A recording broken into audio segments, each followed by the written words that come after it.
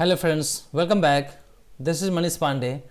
Today in this video I am going to show you how to get pending items from work queue. So this can be used for the reporting purpose. Let's say you are working on any work queue items and you need to get all the data which is pending for processing. So let's say here we have around 20 records. So this is just for the learning purpose, so that's why we have just 20. But if you will work in the companies, then might be you will get more than 1000 records also.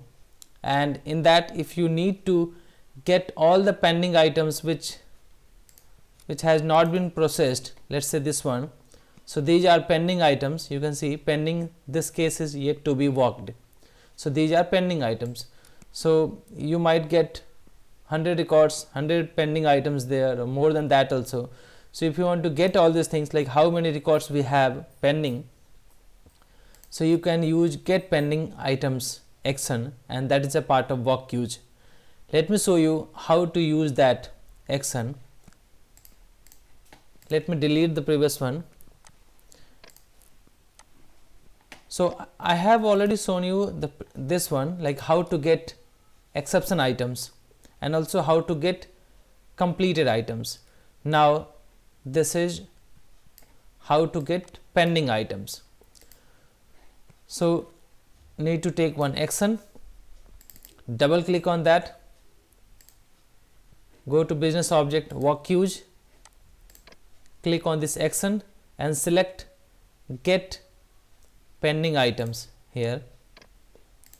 Now in the inputs we need to pass queue name, and there are few more inputs. If you can pass, if this is required, you can enter here. This is the skip part. It means how many numbers you want to skip. So it will first skip. So let's say you want to skip 10, so it will skip 10 pending items and then it will give other records. Here we can filter based on the key or tag, and how many maximum records you want to fetch, you can enter here. So based on the tag, like which type of records you want to fetch. Now so here we need to enter queue name from where you want to get all the pending items. So I have this work queue. This is Centrix Data Solutions. It has around 8 pending work queues, pending data. So let me go to this add items to queue, and we already have one environment here. So I'm going to use this one, and this data item used in a different page. So I'm just accessing this one here because that is accessible on the other page also. Now in the outputs, click on this one. So it will store all the items into a collection with the name pending items. Now click OK. So this is the collection.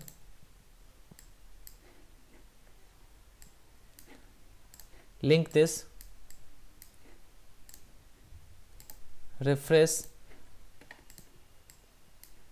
right click, set next stage, and now you can see here we have row 1 of 8. It means we have 8 records, and it will give you all the item IDs of this one.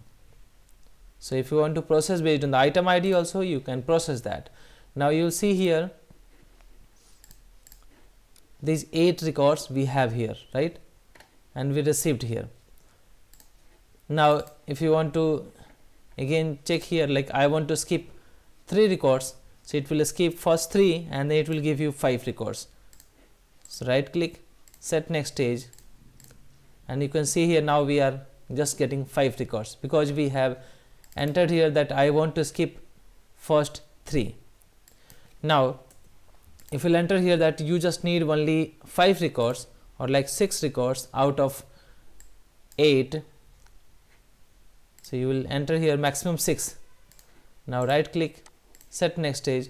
So here you will get only 6 record because here we have maximum 6 record and we have data more than 6, so that's why we will be getting here 6 records, right, 6, 1 of 6.